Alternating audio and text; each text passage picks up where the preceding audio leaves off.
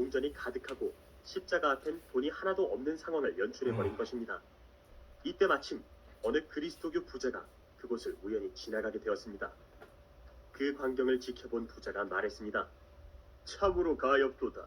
내가 저 유대인에게 지지 않을 만큼 적선하겠소.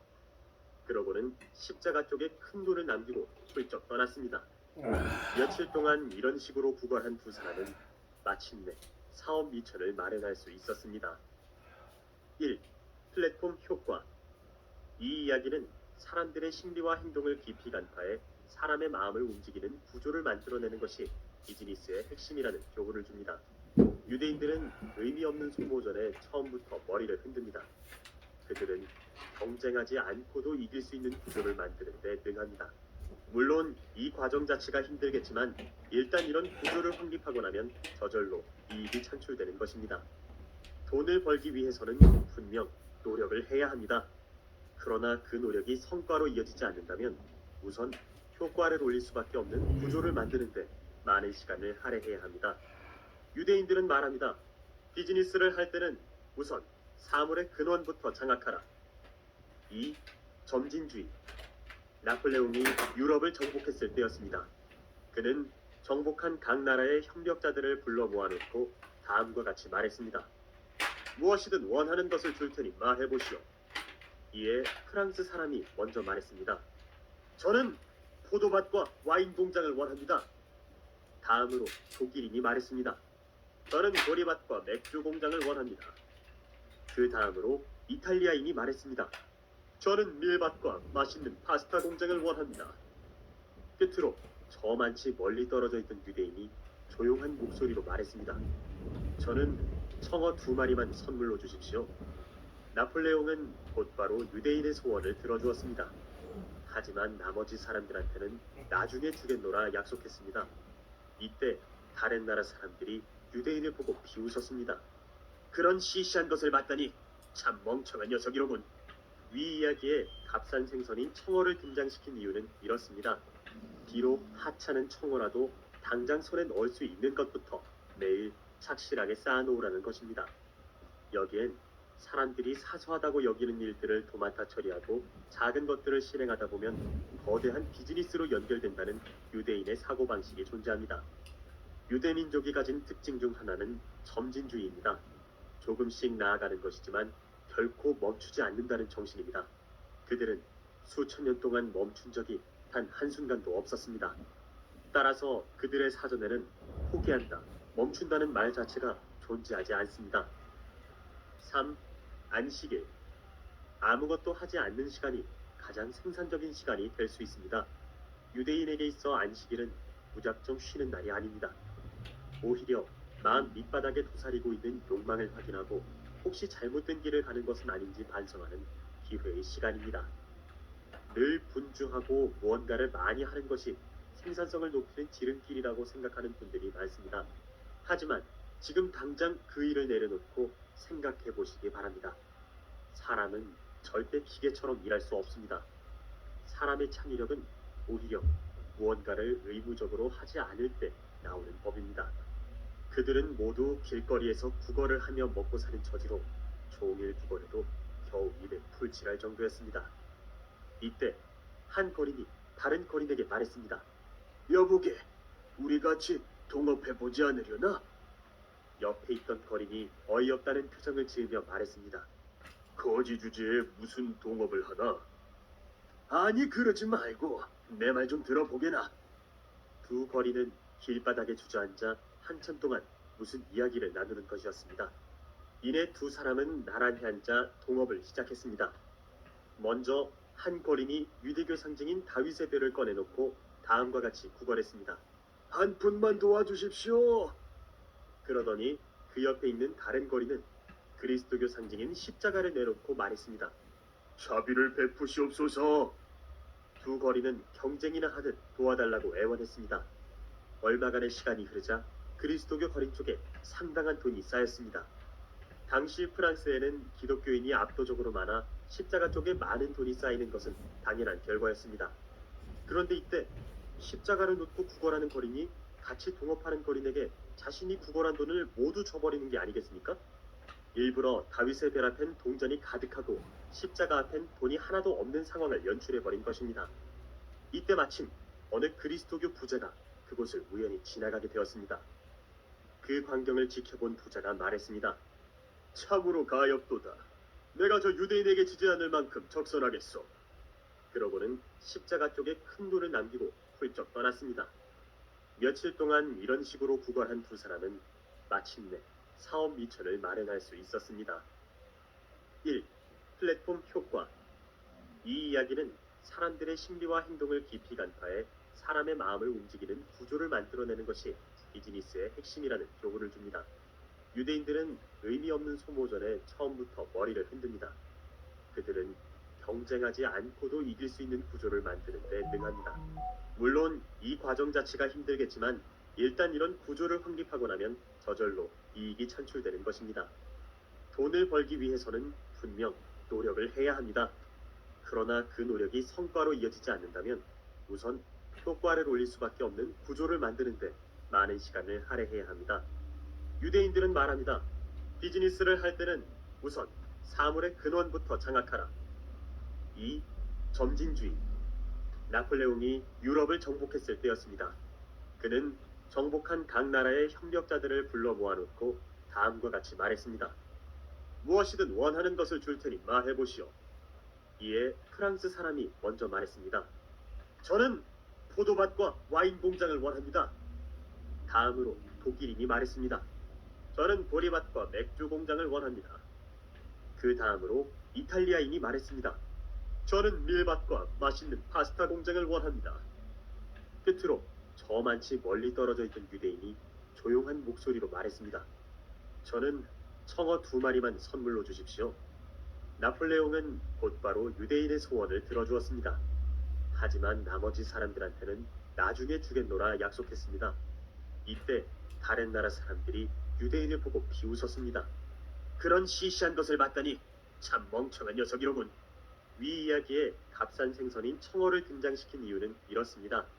비록 하찮은 청어라도 당장 손에 넣을 수 있는 것부터 매일 착실하게 쌓아놓으라는 것입니다.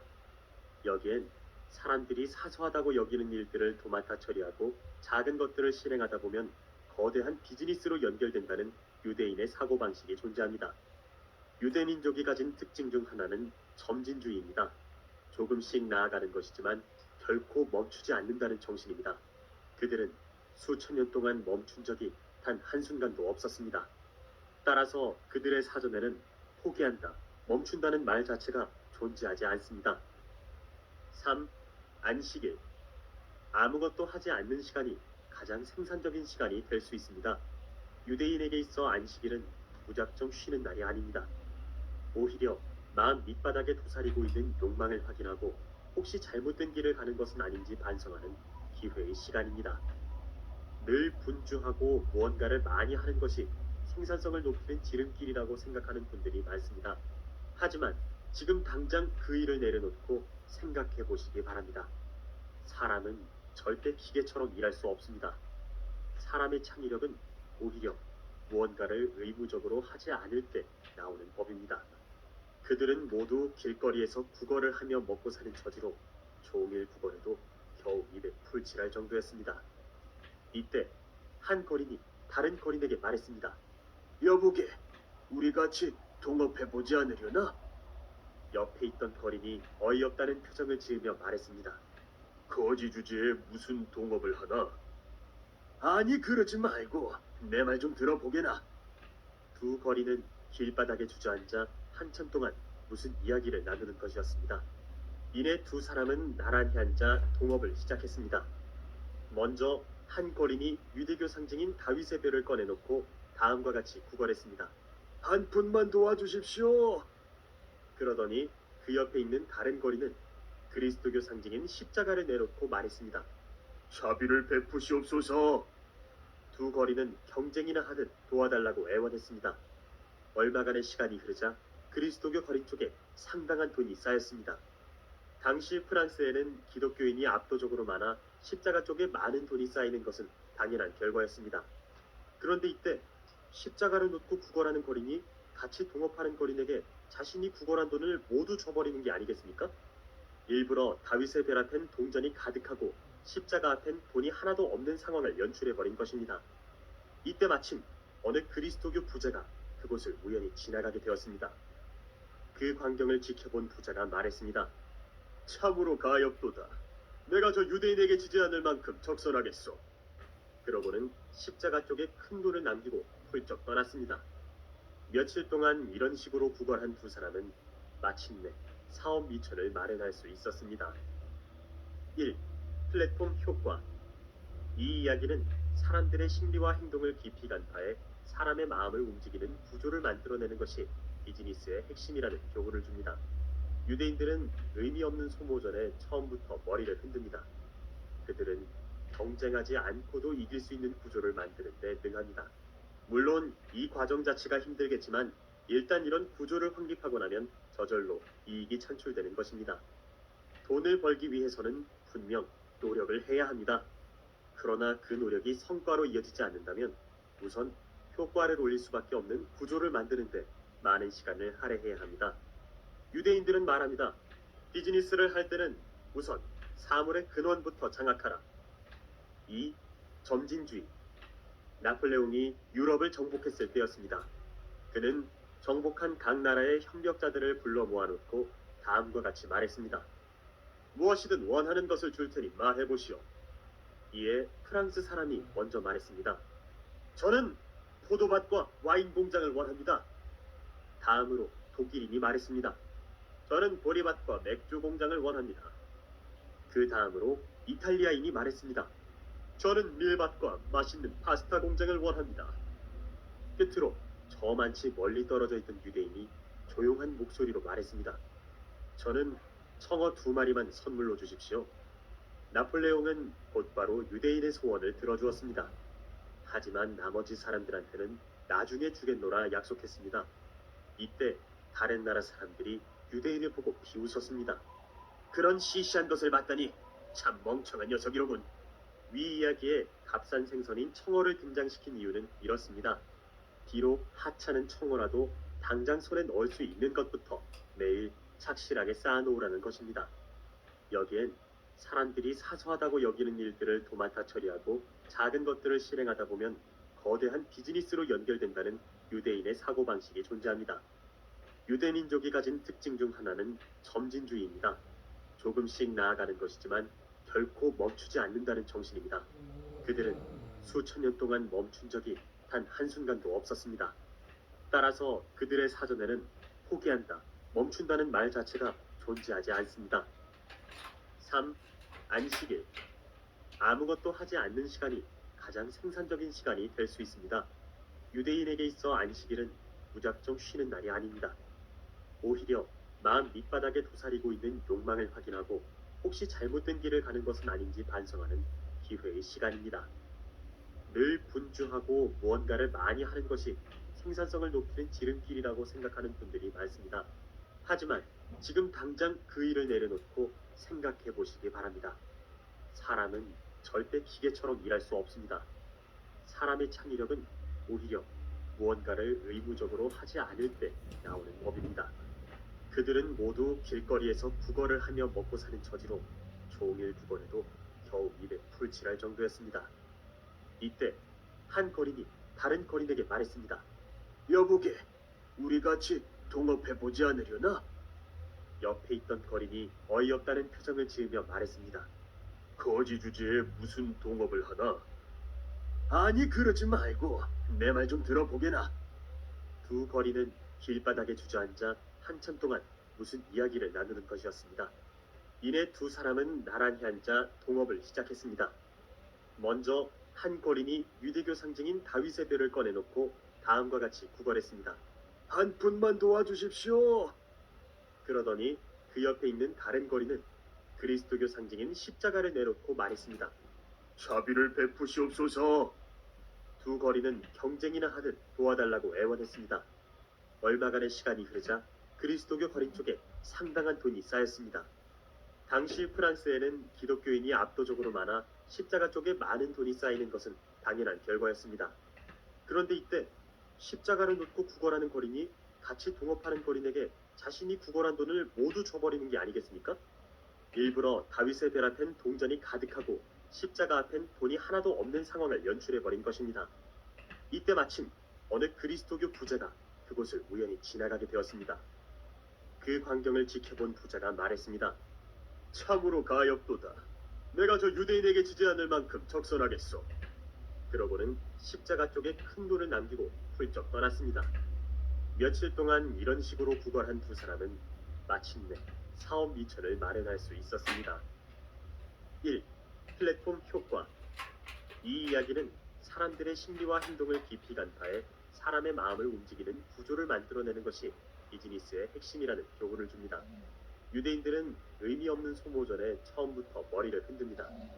그들은 경쟁하지 않고도 이길 수 있는 구조를 만드는 데 능합니다. 물론 이 과정 자체가 힘들겠지만 일단 이런 구조를 확립하고 나면 저절로 이익이 창출되는 것입니다. 돈을 벌기 위해서는 분명 노력을 해야 합니다. 그러나 그 노력이 성과로 이어지지 않는다면 우선 효과를 올릴 수밖에 없는 구조를 만드는데 많은 시간을 할애해야 합니다. 유대인들은 말합니다. 비즈니스를 할 때는 우선 사물의 근원부터 장악하라. 2. 점진주의. 나폴레옹이 유럽을 정복했을 때였습니다.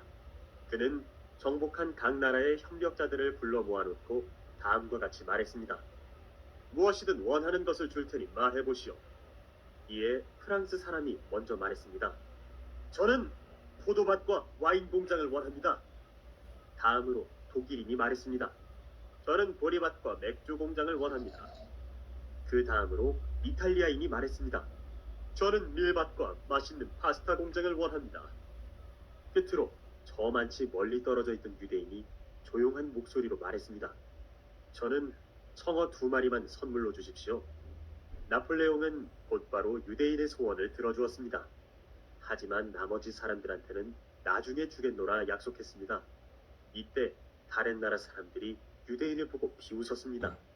그런 시시한 것을 봤다니 참 멍청한 녀석이로군. 위 이야기에 값싼 생선인 청어를 등장시킨 이유는 이렇습니다. 비록 하찮은 청어라도 당장 손에 넣을 수 있는 것부터 매일 착실하게 쌓아놓으라는 것입니다. 여기엔 사람들이 사소하다고 여기는 일들을 도맡아 처리하고 작은 것들을 실행하다 보면 거대한 비즈니스로 연결된다는 유대인의 사고방식이 존재합니다. 유대민족이 가진 특징 중 하나는 점진주의입니다. 조금씩 나아가는 것이지만 결코 멈추지 않는다는 정신입니다. 그들은 수천 년 동안 멈춘 적이 단 한순간도 없었습니다. 따라서 그들의 사전에는 포기한다, 멈춘다는 말 자체가 존재하지 않습니다. 3. 안식일. 아무것도 하지 않는 시간이 가장 생산적인 시간이 될 수 있습니다. 유대인에게 있어 안식일은 무작정 쉬는 날이 아닙니다. 오히려 마음 밑바닥에 도사리고 있는 욕망을 확인하고 혹시 잘못된 길을 가는 것은 아닌지 반성하는 기회의 시간입니다.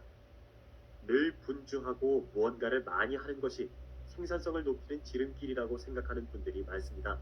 하지만 지금 당장 그 일을 내려놓고 생각해 보시기 바랍니다. 사람은 절대 기계처럼 일할 수 없습니다.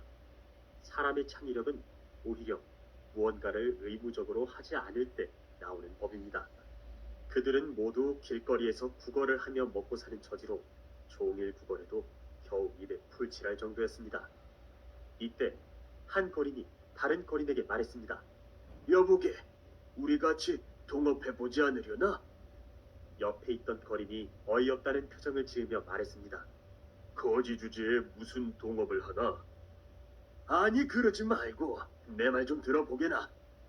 두 거린은 길바닥에 주저앉아 한참 동안 무슨 이야기를 나누는 것이었습니다. 이내 두 사람은 나란히 앉아 동업을 시작했습니다. 먼저 한 거린이 유대교 상징인 다윗의 뼈를 꺼내놓고 다음과 같이 구걸했습니다. 한 푼만 도와주십시오. 그러더니 그 옆에 있는 다른 거린은 그리스도교 상징인 십자가를 내놓고 말했습니다. 자비를 베푸시옵소서. 두 거린은 경쟁이나 하듯 도와달라고 애원했습니다. 얼마간의 시간이 흐르자 그리스도교 거린 쪽에 상당한 돈이 쌓였습니다. 당시 프랑스에는 기독교인이 압도적으로 많아 큰돈 버는 사람들의 세 가지 특징. 이 사주는 재벌 사주다. 볼 것도 없다. 재벌이라면 어느 정도의 재산을 가지고 있어야 하나요? 수백억 원에서 수천억 원대면 재벌이라고 부를 수 있겠지. 그런데요, 스승님. 100억 원대의 부자와 300억 원대의 부자는 사주가 다른데 어떻게 구별하나요? 제 집요한 질문에 스승님은 언짢아 하신 적이 여러 번 있었습니다. 질문하는 과정을 통해 궁금증이 풀렸지만 그래도 해결되지 않은 문제는 직접 해결할 수밖에 없었습니다. 결국 제 운을 통계학적으로 분석해보기로 마음먹었습니다. 우선 사주가 분명한 국내외 재벌가, 성공한 전문가 등을 위주로 해서 사주와 관상 등 여러 운명학적 방법론을 분석해 통계 자료를 만들기 시작했습니다. 그렇게 꼬박 10년을 노력한 끝에 자산가 5천 명 정도의 재운에 대한 통계 자료를 확보할 수 있었습니다. 10억 원대의 자산가와 100억, 1000억 원대의 자산가는 어떤 차이점이 있는지 확인했고, 이를 바탕으로 재운이 강한 부자들의 특징 3가지를 발견할 수 있었습니다. 또한 중산층 및 서민층의 데이터와 비교함으로써 다음과 같은 결론을 내렸습니다. 1. 사람을 가려 사귄다. 진실은 진실된 사람에게만 투자해야 한다. 그래야 그것이 좋은 일로 결실을 맺는다. 아무에게나 진실을 투자하는 것은 위험한 일이다. 그것은 상대방에게 내가 준 화투패를 일방적으로 보여주는 것과 다름없는 어리석음이다. 법정 스님의 함부로 인연을 맺지 마라는 글의 한 구절입니다. 돈을 벌고 모으고 지키는 과정에서 부자들은 다양한 사람을 만났습니다. 상처를 받은 적도 있었고 배신을 당한 적도 있었으며 싸움을 벌여야 했던 적도 있었습니다. 그러는 동안 그들은 자신의 귀한 시간과 에너지를 아무에게나 투자해서는 안 된다는 사실을 배웠습니다. 재운이 강한 사람들은 친분이 있는 대다수의 사람과 일정한 거리를 두는 편입니다. 심지어 가깝게 지내는 주위 사람들로부터 까칠하다라는 평을 들을 정도로 인간관계에 신중한 태도를 보입니다. 그 대신 스스로 깊이 신뢰하는 소수의 사람에게는 진심으로 대하며 끝까지 신의를 지키려고 노력합니다. 그래서 부자들의 인간관계는 철저하게 양보다 질에 초점을 맞추어 자신이 타고난 운을 활용하는 데 뛰어난 능력을 보여줍니다. 2. 돈이 있다는 사실에 집중한다. 산 입에 거미줄 치라라는 속담이 있습니다. 아무리 살림이 어렵고 식량이 떨어져도 사람은 절대 굶어 죽지 않는다는 뜻입니다. 이 말이 재운과 무슨 관련이 있을까요? 재운이 강한 사람은 어떻게든 굶어 죽지 않고 무조건 돈이 들어온다고 믿는 부류의 사람입니다. 돈이 있느냐 없느냐를 따지는 대신 돈은 항상 넘치는데 이를 어떻게 가져올지만을 고민한다는 것입니다. 그들은 자신의 미래에 돈이라는 에너지가 흘러들어올 수 있도록 물길을 만드는 데 시간을 씁니다. 즉 돈이란 결국 돌고 돌아 흐름을 크게 만들어가는 작업이라 여긴다는 사실입니다. 한 가지 흥미로운 점은 재운이 강한 사람들은 돈을 쓸 때도 크게 돌아올 것이라 믿으며 기쁨으로 돈을 씁니다. 또한 그렇게 쓸 돈이 있음에 항상 감사한 마음을 가집니다. 맹자는 항산이면 항심이라고 했습니다. 돈이 있다는 사실에 집중하는 삶은 항상 편안한 마음을 유지하게 하고 이는 재운을 향상시키는 기반이 됩니다. 3. 피해의식 없이 현실을 냉철하게 받아들인다. 삶은 공정하지 않습니다. 그것은 당신이 열심히 일하지 않아서가 아니라 시스템이 그렇게 굴러가기 때문입니다. 세계 최연소 억만장자 에반 스피겔의 말입니다. 그는 24살이라는 어린 나이에 현실이 공정하지 않음을 발견했고 이를 당당히 받아들였습니다. 당신이 성공하려면 무엇보다 이 불공평함을 먼저 인정해야 합니다. 마키아벨리는 말합니다. 권력을 얻기 위해서는 그저 현실만을 냉철하게 파악해야 한다. 이것이 선한가, 악한가, 도덕적인가, 그렇지 않은가를 따지는 것은 다른 문제다. 마키아벨리는 이상과 현실이 충돌할 때 현실을 보라고 조언하고 있습니다. 현실에 맞추어 자신을 유연하게 바꾸라는 것입니다. 즉 자기가 무엇을 하고 싶은가 보다는 지금 무엇을 해야 하며 그 일을 어떻게 제대로 할 수 있을까를 철저히 고민해야 한다는 것입니다. 결국 좋아하는 일보다 잘하는 일에 초점을 맞추는 것도 하나의 방법이 될 수 있습니다. 잘하는 일은 삶의 효율성을 높이고 그로 인해 스스로에 대한 성취감과 만족감을 드높여줄 것이기 때문입니다. 큰돈 버는 사람들의 3가지 특징. 이 사주는 재벌 사주다. 볼 것도 없다. 재벌이라면 어느 정도의 재산을 가지고 있어야 하나요? 수백억 원에서 수천억 원대면 재벌이라고 부를 수 있겠지. 그런데요, 스승님. 100억 원대의 부자와 300억 원대의 부자는 사주가 다른데 어떻게 구별하나요? 제 집요한 질문에 스승님은 언짢아 하신 적이 여러 번 있었습니다. 질문하는 과정을 통해 궁금증이 풀렸지만 그래도 해결되지 않은 문제는 직접 해결할 수밖에 없었습니다. 결국 제 운을 통계학적으로 분석해보기로 마음먹었습니다. 우선 사주가 분명한 국내외 재벌가, 성공한 전문가 등을 위주로 해서 사주와 관상 등 여러 운명학적 방법론을 분석해 통계 자료를 만들기 시작했습니다. 그렇게 꼬박 10년을 노력한 끝에 자산가 5천 명 정도의 재혼에 대한 통계 자료를 확보할 수 있었습니다. 10억 원대의 자산가와 100억, 1000억 원대의 자산가는 어떤 차이점이 있는지 확인했고, 이를 바탕으로 재혼이 강한 부자들의 특징 3가지를 발견할 수 있었습니다. 또한 중산층 및 서민층의 데이터와 비교함으로써 다음과 같은 결론을 내렸습니다. 1. 사람을 가려 사귄다. 진실은 진실된 사람에게만 투자해야 한다. 그래야 그것이 좋은 일로 결실을 맺는다.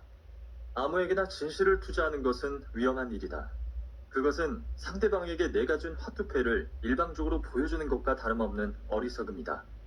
법정 스님의 함부로 인연을 맺지 마라는 글의 한 구절입니다. 돈을 벌고 모으고 지키는 과정에서 부자들은 다양한 사람을 만났습니다. 상처를 받은 적도 있었고 배신을 당한 적도 있었으며 싸움을 벌여야 했던 적도 있었습니다. 그러는 동안 그들은 자신의 귀한 시간과 에너지를 아무에게나 투자해서는 안 된다는 사실을 배웠습니다. 재운이 강한 사람들은 친분이 있는 대다수의 사람과 일정한 거리를 두는 편입니다. 심지어 가깝게 지내는 주위 사람들로부터 까칠하다라는 평을 들을 정도로 인간관계에 신중한 태도를 보입니다. 그 대신 스스로 깊이 신뢰하는 소수의 사람에게는 진심으로 대하며 끝까지 신의를 지키려고 노력합니다. 그래서 부자들의 인간관계는 철저하게 양보다 질에 초점을 맞추어 자신이 타고난 눈을 활용하는데 뛰어난 능력을 보여줍니다. 2. 돈이 있다는 사실에 집중한다. 산 입에 거미줄 치라라는 속담이 있습니다. 아무리 살림이 어렵고 식량이 떨어져도 사람은 절대 굶어 죽지 않는다는 뜻입니다. 이 말이 재운과 무슨 관련이 있을까요? 재운이 강한 사람은 어떻게든 굶어 죽지 않고 무조건 돈이 들어온다고 믿는 부류의 사람입니다. 돈이 있느냐 없느냐를 따지는 대신 돈은 항상 넘치는데 이를 어떻게 가져올지만을 고민한다는 것입니다. 그들은 자신의 미래에 돈이라는 에너지가 흘러들어올 수 있도록 물길을 만드는 데 시간을 씁니다. 즉 돈이란 결국 돌고 돌아 흐름을 크게 만들어가는 작업이라 여긴다는 사실입니다. 한 가지 흥미로운 점은 재운이 강한 사람들은 돈을 쓸 때도 크게 돌아올 것이라 믿으며 기쁨으로 돈을 씁니다. 또한 그렇게 쓸 돈이 있음에 항상 감사한 마음을 가집니다. 맹자는 항산이면 항심이라고 했습니다. 돈이 있다는 사실에 집중하는 삶은 항상 편안한 마음을 유지하게 하고 이는 재운을 향상시키는 기반이 됩니다. 3. 피해의식 없이 현실을 냉철하게 받아들인다. 삶은 공정하지 않습니다. 그것은 당신이 열심히 일하지 않아서가 아니라 시스템이 그렇게 굴러가기 때문입니다. 세계 최연소 억만장자 에반 스피겔의 말입니다. 그는 24살이라는 어린 나이에 현실이 공정하지 않음을 발견했고 이를 당당히 받아들였습니다. 당신이 성공하려면 무엇보다 이 불공평함을 먼저 인정해야 합니다. 마키아벨리는 말합니다. 권력을 얻기 위해서는 그저 현실만을 냉철하게 파악해야 한다. 이것이 선한가, 악한가, 도덕적인가, 그렇지 않은가를 따지는 것은 다른 문제다.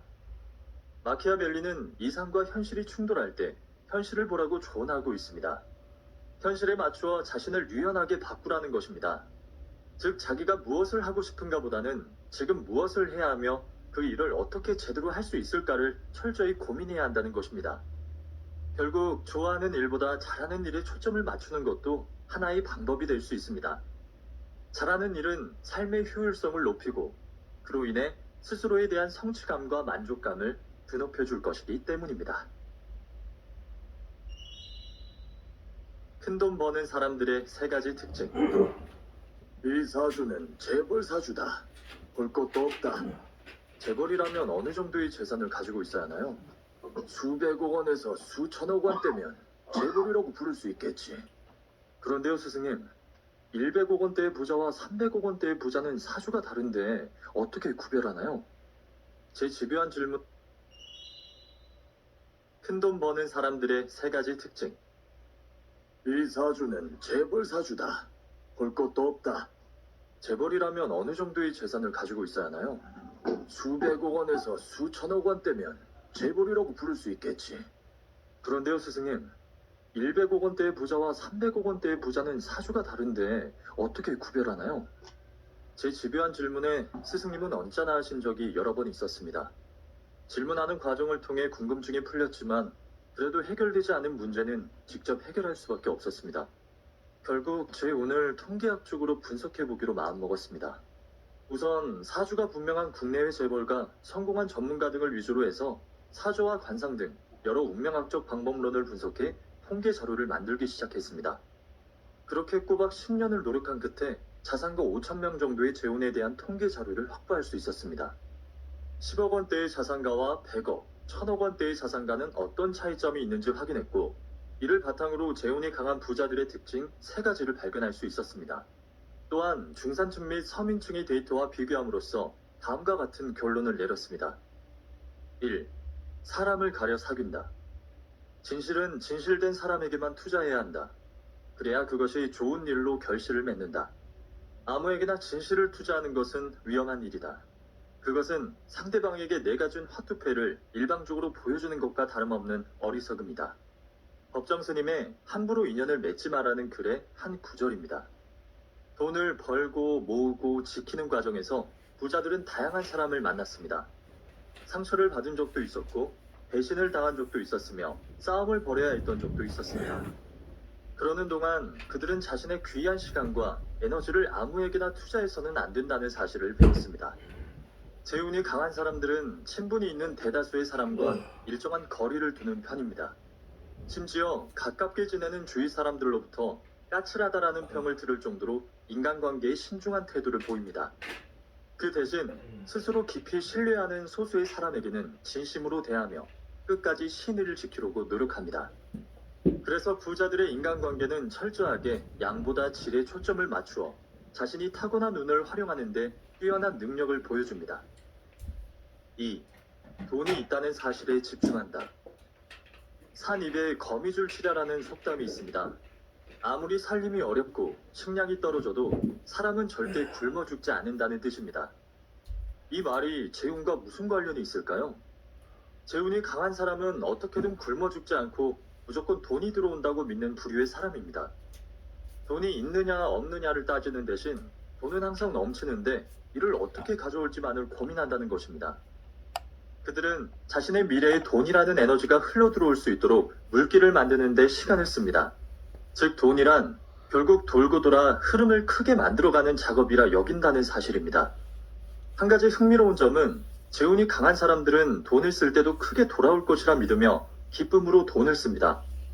또한 그렇게 쓸 돈이 있음에 항상 감사한 마음을 가집니다. 맹자는 항산이면 항심이라고 했습니다. 돈이 있다는 사실에 집중하는 삶은 항상 편안한 마음을 유지하게 하고 이는 재운을 향상시키는 기반이 됩니다. 3. 피해의식 없이 현실을 냉철하게 받아들인다. 삶은 공정하지 않습니다. 그것은 당신이 열심히 일하지 않아서가 아니라 시스템이 그렇게 굴러가기 때문입니다. 세계 최연소 억만장자 에반 스피겔의 말입니다. 그는 24살이라는 어린 나이에 현실이 공정하지 않음을 발견했고 이를 당당히 받아들였습니다. 당신이 성공하려면 무엇보다 이 불공평함을 먼저 인정해야 합니다. 마키아벨리는 말합니다. 권력을 얻기 위해서는 그저 현실만을 냉철하게 파악해야 한다. 이것이 선한가, 악한가, 도덕적인가, 그렇지 않은가를 따지는 것은 다른 문제다. 마키아벨리는 이상과 현실이 충돌할 때 현실을 보라고 조언하고 있습니다. 현실에 맞추어 자신을 유연하게 바꾸라는 것입니다. 즉 자기가 무엇을 하고 싶은가 보다는 지금 무엇을 해야 하며 그 일을 어떻게 제대로 할 수 있을까를 철저히 고민해야 한다는 것입니다. 결국 좋아하는 일보다 잘하는 일에 초점을 맞추는 것도 하나의 방법이 될 수 있습니다. 잘하는 일은 삶의 효율성을 높이고 그로 인해 스스로에 대한 성취감과 만족감을 드높여줄 것이기 때문입니다. 큰돈 버는 사람들의 3가지 특징. 이 사주는 재벌 사주다. 볼 것도 없다. 재벌이라면 어느 정도의 재산을 가지고 있어야 하나요? 수백억 원에서 수천억 원대면 재벌이라고 부를 수 있겠지. 그런데요, 춘추시대 진나라에 영공이라는 포악한 임금이 있었습니다. 어느 날 궁궐 성 위에 오른 영공이 신하에게 명령했습니다. 여봐라, 돌을 가져오너라. 여기 대령에 써옵니다. 영공은 성 아래로 오가는 사람들을 돌로 쏴대면서 허겁지겁 피하는 모습을 보며 즐거워서 어쩔 줄 몰라 했습니다.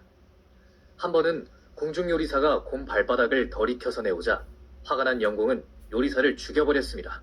그리고는 그의 아내를 불러 시체를 들고 궁궐 뜰 앞을 지나 내다 버리게 했습니다. 이 광경을 지켜본 신하들은 기겁했습니다. 폐하, 어찌 이렇게 사람 목숨을 가볍게 여길 수 있사옵니까? 제발 올바르게 정세를 펼치시옵소서. 신하인 조던과 사회가 바짝 엎드려 충언하자 영공이 대답했습니다. 내가 지나쳤소이다. 나도 알고 있으니 앞으로 고치겠소. 사이코 같은 영공은 겉으로는 이렇게 말했으나 절대 고칠 인물이 아니었습니다. 오히려 조던의 충고를 잔소리로 받아들여 서해라는 도둑질을 직업으로 삼는 아버지와 아들이 있었습니다. 아들은 어려서부터 아버지로부터 기술을 배워 청년이 되자 아비의 기술을 넘어서기 시작했습니다. 이제 세상에서 나를 능가하는 도둑은 없어. 아버지도 나보다 한 수 아래지. 아들의 재능은 나라 안에서도 소문이 퍼져 도둑들 간의 선망의 대상이 되었습니다. 아들은 점점 자신의 재능을 자부하여 기고만장해져 갔습니다. 그러자 아비가 그런 아들을 보고 한마디 했습니다. 너는 천하제일의 도둑이 되기에는 아직 한참 멀었다. 지혜란 배워서 이루는 데는 한계가 있는 법이니라. 아들이 아니꼬운 표정을 지으며 아비에게 말했습니다. 도둑이란 모름지기 재물을 많이 훔치는 것이 제일입니다. 저는 아버지에 비해 소득이 항상 배나 되고 나이도 아직 젊으니 아버지의 연배가 되면 틀림없이 특별한 재주를 터득하게 될 것입니다. 그렇지 않다. 분명 좋은 재주가 있으면 겹겹의 성에도 들어갈 수 있고 깊이 감춘 물건도 찾아낼 수 있다. 그러나 조금이라도 실수를 하면 화가 따른다.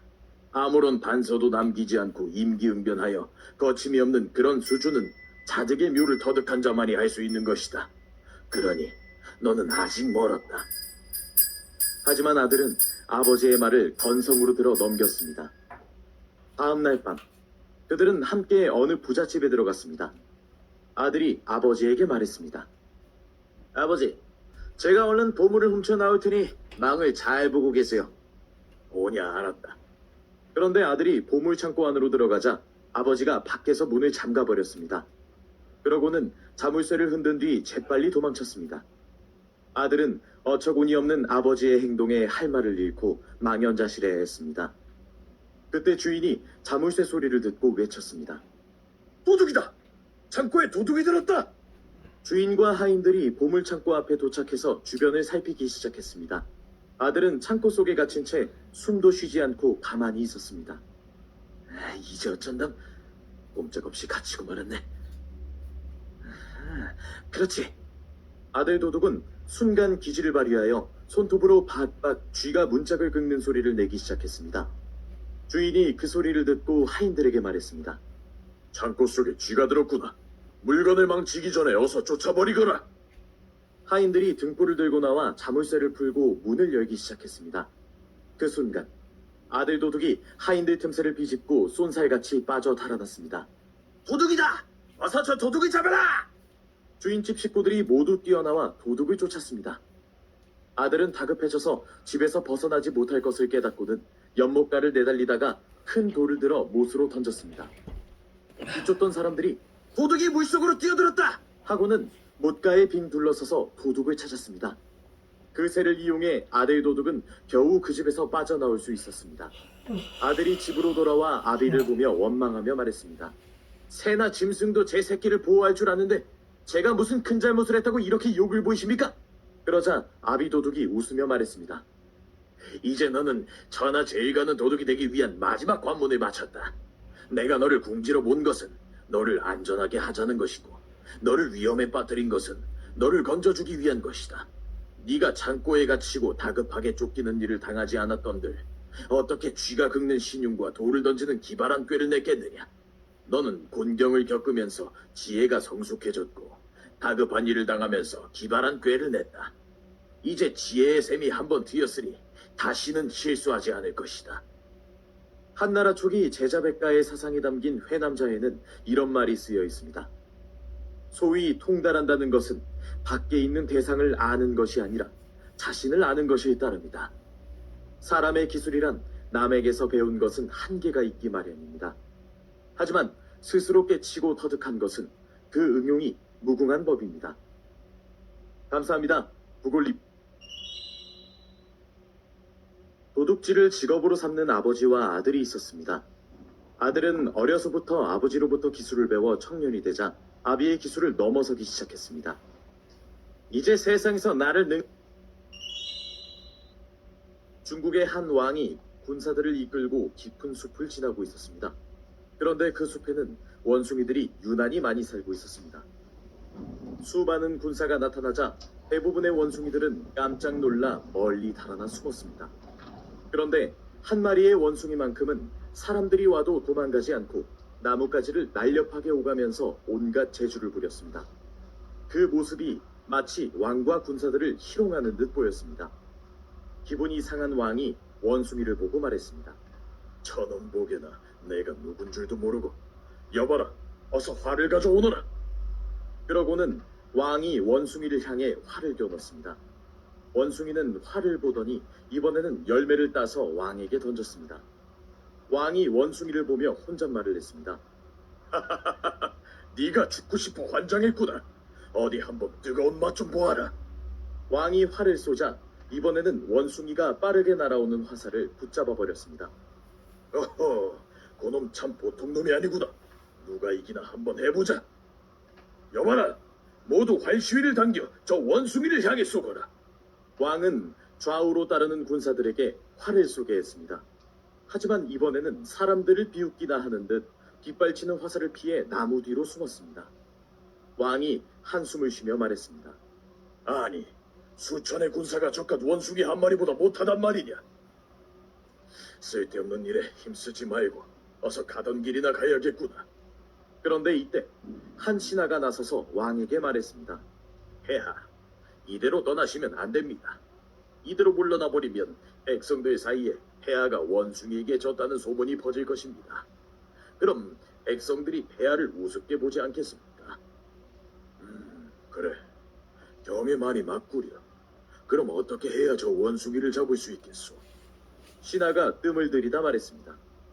원숭이를 못 잡는 이유는 높은 나무 위에 올라가 있기 때문입니다. 즉, 숲속 나무를 다 없애면 원숭이를 잡을 수 있을 것입니다. 그런데 무슨 수로 나무를 다 없앤다는 말인가? 바로 불입니다. 화살에 불을 붙여 주변의 나무에 쏘면 반드시 땅으로 내려올 수밖에 없을 것입니다. 그거 좋은 방법이구려. 어서 경의 뜻대로 해보시오. 병사들이 화살에 불을 붙인 뒤 일사불란하게 숲속 나무들을 향해 쏘기 시작했습니다. 그러자 원숭이가 숨은 나무 주변이 순식간에 불길에 타올랐습니다. 교만하게 굴던 원숭이가 큰 소리를 지르며 나무 사이를 오가더니 활활 불타는 나뭇가지를 잡고서는 그대로 땅바닥에 고꾸라지고 말았습니다. 그 순간 원숭이는 주변에 있던 병사들에게 붙잡히고 말았습니다. 왕이 흡족한 표정을 지으며 말했습니다. 내 지금 당장 이 원숭이를 죽이고 싶지만 마을로 데려가 두고두고 백성들에게 구경이나 시켜줘야겠구나. 그런데 그때 한 병사가 다급하게 뛰어와 왕에게 말했습니다. 폐하, 빨리 서두르셔야겠습니다. 화마가 온 숲을 삼키고 있습니다. 왕이 서둘러 숲을 벗어나려 했지만 주변이 온통 불바다로 변해 있었습니다. 몇몇 병사들의 도움으로 왕은 간신히 불바다가 된 숲에서 빠져나올 수 있었습니다. 하지만 원숭이도 그를 따르던 군사들도 대부분 화마 속에 사라진 뒤였습니다. 이야기의 핵심은 이렇습니다. 우리는 인생을 살아가면서 많은 일을 겪게 됩니다. 그 중에는 큰 일도 있고 작은 일도 있습니다. 일의 경중을 헤아리지 못한 채 사소한 일에 집착하면 큰 화를 입을 수 있습니다. 이때에는 자신의 잘못을 인정하고 빨리 그 상황에서 빠져나와야 하는데 끝까지 제 갈 길을 고집하는 경우가 많습니다. 중국의 한 왕처럼 말입니다. 그는 군사를 이끌고 다른 나라를 치러가는 길이었지만 승리는커녕 고작 원숭이 한 마리 때문에 자신의 모든 걸 잃고 말았습니다. 조선 후기에 지어진 송남 잡지에는 견문발검이라는 고사성어가 있습니다. 모기를 보고 칼을 꺼낸다는 말로 사소한 일에 목숨을 거는 소인배의 행동을 가리킬 때 쓰는 말입니다. 지금 여러분께서도 모기를 보고 칼을 들고 싸우려고 하시는 않은지 한번 생각해 보시기 바랍니다. 감사합니다. 구골림이었습니다. 중국의 한 왕이 군사들을 이끌고 깊은 숲을 지나고 있었습니다. 자화라는 세도가가 있었습니다.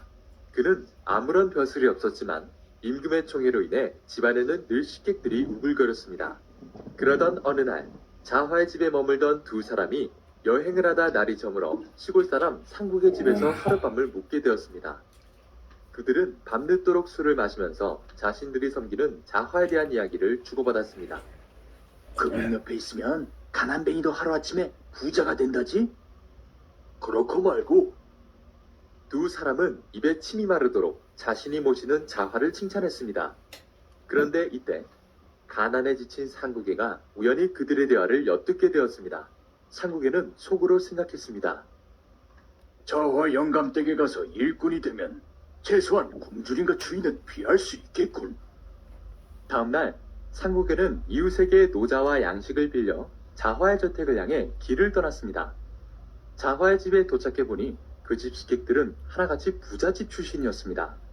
좋은 비단 옷을 걸치고 느릿느릿 팔자걸음을 걸으며 오만한 몸짓이 몸에 배어있는 사람들이었습니다. 반면 상국의 꼴은 말이 아니었습니다. 몸은 늙어 허약하고 얼굴은 햇볕에 그을려 새까맣고 옷은 넝마에 가까웠습니다. 그의 차림새를 보자마자 식객들은 그를 깔보고 조롱하기 시작했습니다. 지나가면서 머리를 툭툭 치는 사람이 있는가 하면 지저분한 늙은이라고 대놓고 멸시하는 사람도 있었습니다.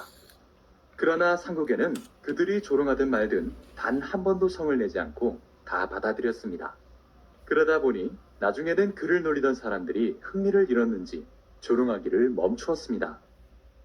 어느 날 자화의 집에 있던 식객들 사이에 소란이 일어났습니다. 두 사람이 높은 누각에 서서 힘자랑을 하고 있었던 것입니다. 이때 누군가 농담으로 말했습니다. 여기서 저 아래로 뛰어내리는 사람에게 그만 100냥을 주겠네. 사람들이 정말로 그마 100냥을 주겠느냐고 따지고 있는 사이 갑자기 상국이가 누각 아래로 훌쩍 뛰어내리는 것이 아니겠습니까? 마치 새처럼 가볍게 땅바닥에 내려앉자 식객들은 모두 놀란 눈으로 서로의 얼굴을 쳐다보았습니다. 이때 식객 중 한 사람이 말했습니다. 거참 노인네, 하늘이 도왔구려. 그 높은 곳에서 뛰어내려 다치지도 않다니. 또 하루는 식객들이 상국이를 골탕 먹일 생각으로 물살이 거센강에 들어가 말했습니다. 저 강 밑바닥에 엄청나게 큰 진주가 있는데 누구든지 들어가서 건지는 사람이 임절하네. 그 말이 떨어지기가 무섭게 상국이가 물속으로 뛰어들었습니다. 잠시 후 상국이는 정말로 반짝반짝 빛나는 큰 진주를 손에 들고 물 위로 헤엄쳐 올라왔습니다.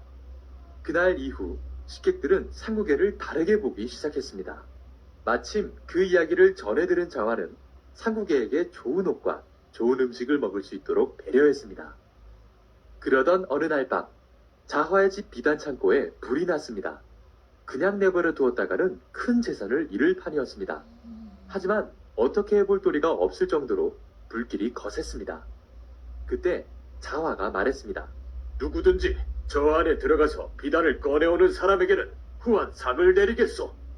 식객들은 욕심이 났지만 어느 누구 하나 섣불리 나서는 이가 없었습니다.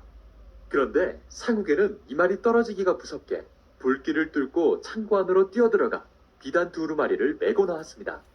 구경하던 사람들은 틀림없이 상국이가 도인일 것이라고 생각했습니다. 이 사건 이후 상국에는 존경과 감탄의 대상이 되었습니다. 과거 상국에를 조롱하던 무리들은 순식간에 입장을 바꿔 정중한 태도로 그에게 머리 숙여 물었습니다. 어르신, 저희가 눈먼 장님이고 귀먼 귀머거리였습니다. 바라옵건대 허공을 날고 물속에 들어가고 불속을 통과하는 방법을 가르쳐 주십시오. 그러자 상국이가 다음과 같이 말했습니다. 내게 무슨 도술이 있는 것은 아닙니다. 나는 도술을 배운 적도 없고 내가 하는 일이 도술이라고 생각한 적도 없습니다. 나는 그저 들은 것을 그대로 믿었을 뿐입니다. 공자는 말합니다. 물은 지극한 마음을 갖고 있는 사람에게는 하늘과 땅도 감동한다네. 털끝만큼도 의심하지 않고 믿는 사람은 하늘과 땅을 움직일 수도 있고 귀신도 감동하는 법이지. 감사합니다. 부골님이었습니다. 자화라는 세도가가 있었습니다. 그는 아무런 벼슬이 없었지만 임금의 총애로 인해 집안에는 늘 식객들이 우글거렸습니다. 그러던 어느 날 자화의 집에 머물던 두 사람이 여행을 하다 날이 저물어 시골 사람 상국의 집에서 하룻밤을 묵게 되었습니다. 그들은 밤늦도록 술을 마시면서 자신들이 섬기는 자화에 대한 이야기를 주고받았습니다. 그분 옆에 있으면 가난뱅이도 하루아침에 부자가 된다지? 그렇고 말고 두 사람은 입에 침이 마르도록 자신이 모시는 자화를 칭찬했습니다. 그런데 이때 가난에 지친 상국이가 우연히 그들의 대화를 엿듣게 되었습니다. 상국이는 속으로 생각했습니다. 자화 영감댁에 가서 일꾼이 되면 최소한 굶주림과 추위는 피할 수 있겠군. 다음날 상국이는 이웃에게 노자와 양식을 빌려 자화의 저택을 향해 길을 떠났습니다.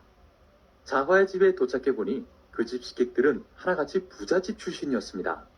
좋은 비단 옷을 걸치고 느릿느릿 팔자걸음을 걸으며 오만한 몸짓이 몸에 배어있는 사람들이었습니다.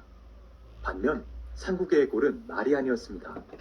몸은 늙어 허약하고 얼굴은 햇볕에 그을려 새까맣고 옷은 넝마에 가까웠습니다.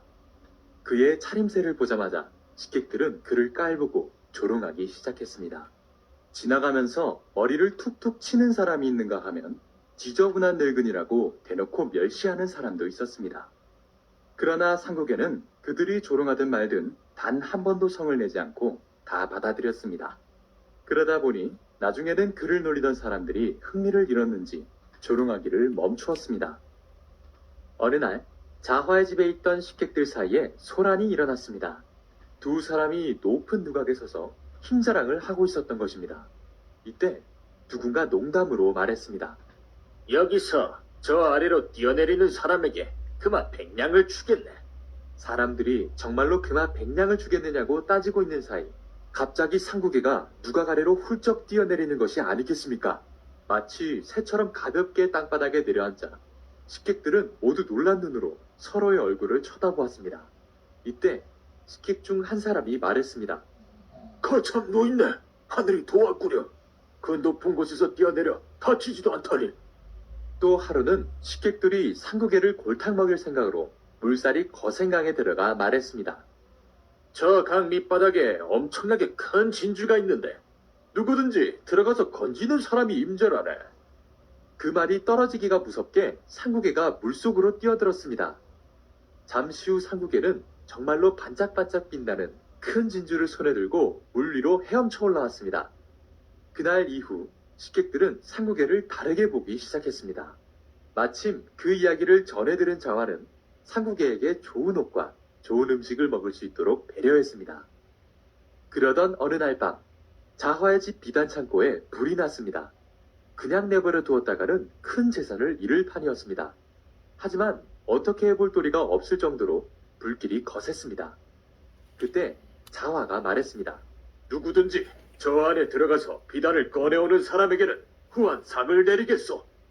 식객들은 욕심이 났지만 어느 누구 하나 섣불리 나서는 이가 없었습니다. 그런데 상국에는 이 말이 떨어지기가 무섭게 불길을 뚫고 창고 안으로 뛰어들어가 비단 두루마리를 메고 나왔습니다. 구경하던 사람들은 틀림없이 상국이가 도인일 것이라고 생각했습니다. 이 사건 이후 상국에는 존경과 감탄의 대상이 되었습니다. 과거 상국에를 조롱하던 무리들은 순식간에 입장을 바꿔 정중한 태도로 그에게 머리 숙여 물었습니다. 어르신, 저희가 눈먼 장님이고 귀먼 귀머거리였습니다.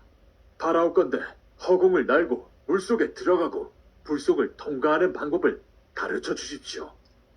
그러자 상국이가 다음과 같이 말했습니다.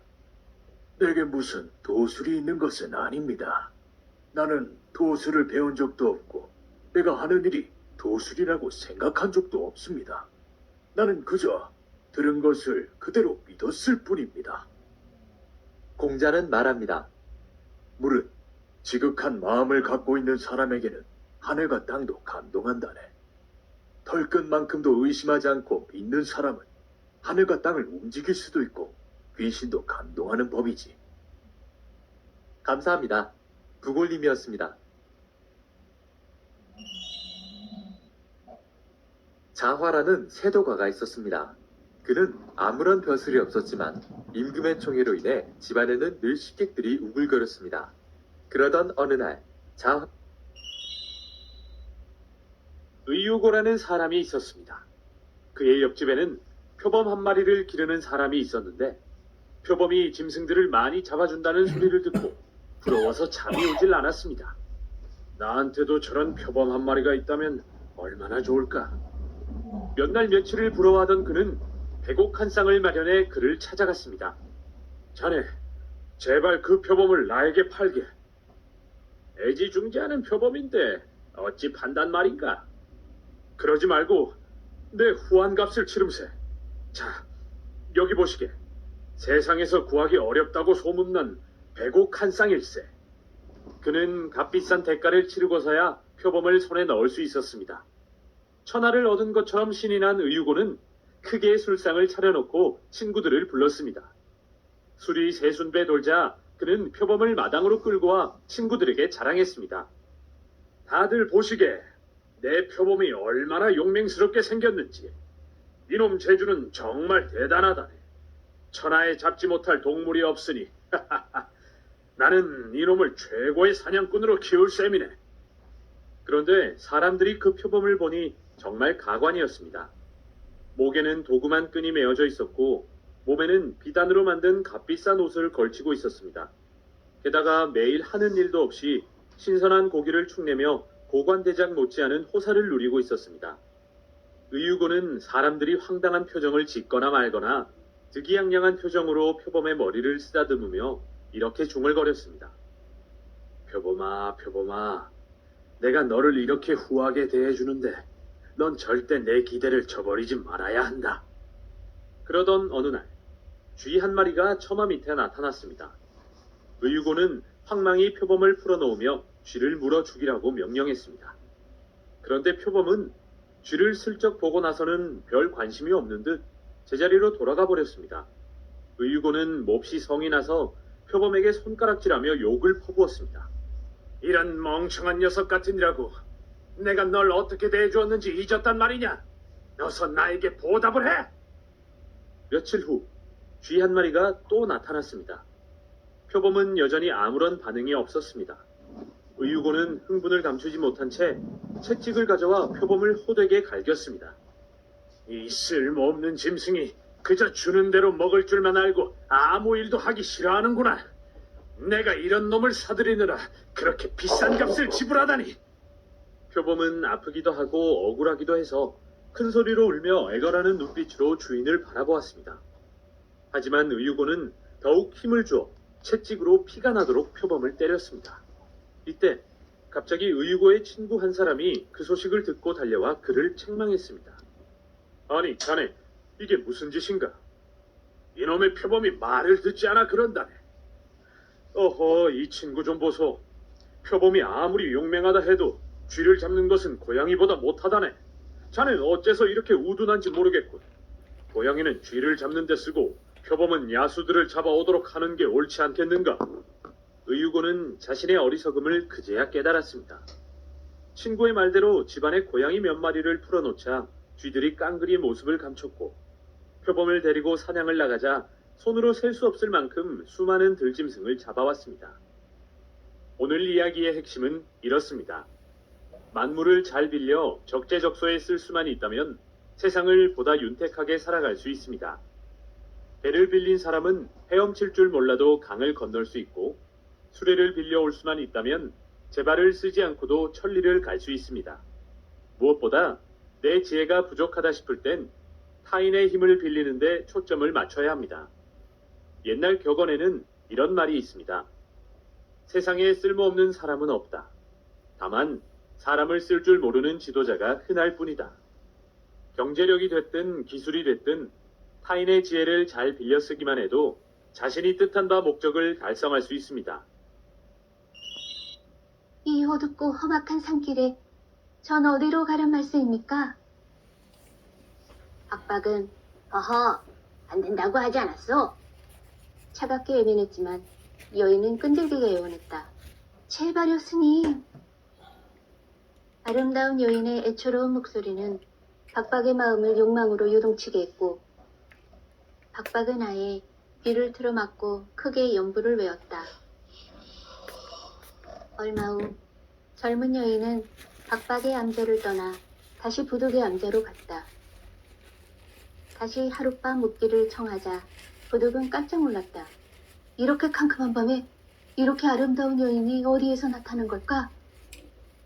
젊은 여인은 오랜 세월 수도의 길을 걸은 부득의 가슴에도 불을 댕길 만큼 아름다웠다. 부득이 즉각 여인의 청을 거절하려는데 순간 다른 생각이 떠올랐다. 유혹을 직접 맞서 견뎌내야 해탈할 수 있는 게 아닐까?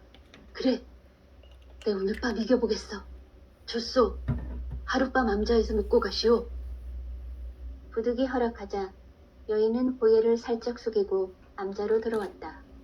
작은 단칸방은 여인의 향내로 가득 찼고 구석에 쪼그리고 누운 부득은 힘든 밤을 보냈다. 나무관생보살, 빨리 이 시련에서 구해주소서. 그런데 깊은 밤, 갑자기 여인이 배를 움켜쥐고 둥글기 시작했다. 아이고 배야, 뭐 무슨 일이오? 부득이 벌떡 일어나 묻자 여인은 다 죽어가는 신음을 하며 말했다. 너 너무 아파요. 죽을 것 같아요, 스님.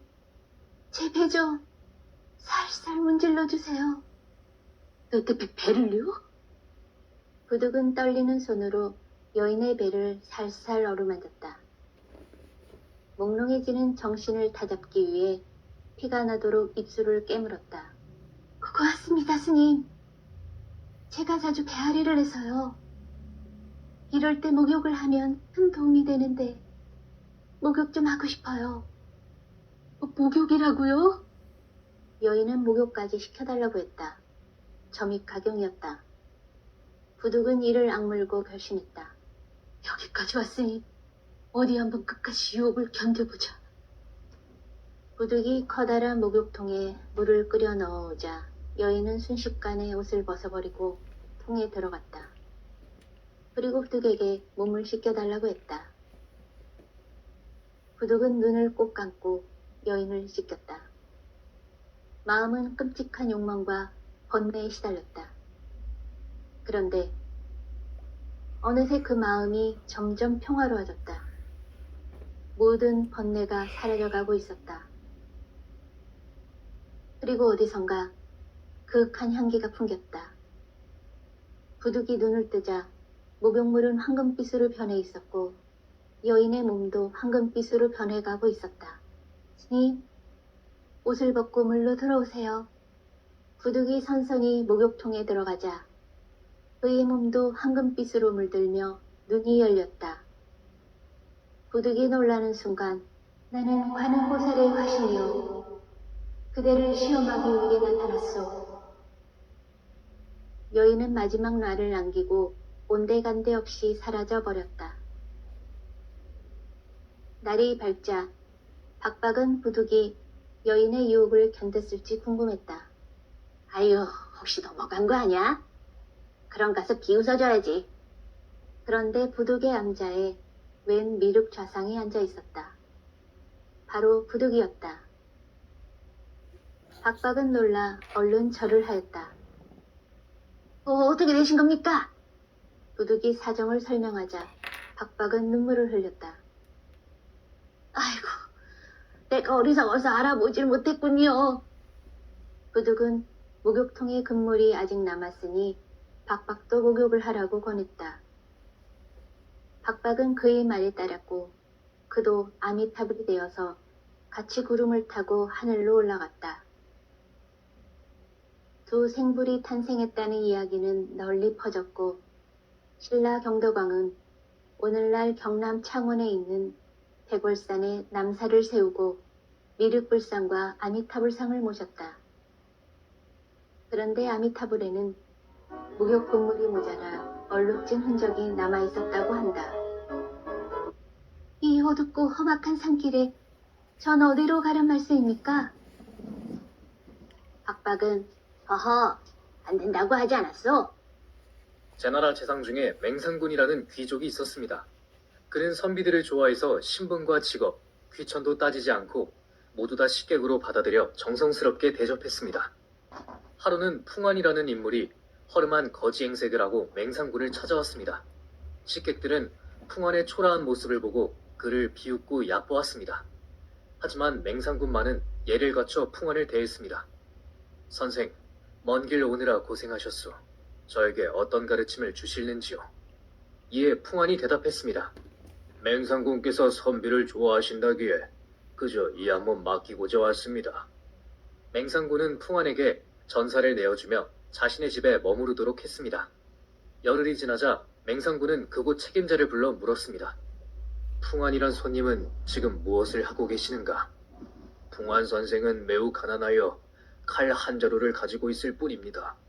그런데 그 칼을 손으로 두드리며 긴 칼아 돌아가자 식사에 생선 반찬이 없구나 라고 노래를 부르고 있습니다. 맹상군은 그 소리를 듣고 풍안의 처소를 행사로 옮겨주었습니다. 그런데도 풍안의 불평은 멈추지 않았습니다. 어찌 맹상군은 내가 타고 다닐 가마 하나도 내어주지 않는 거냐? 맹상군은 그 소리를 듣고 풍안에게 전용 가마를 내어주고 처소도 가장 좋은 곳으로 옮겨주었습니다.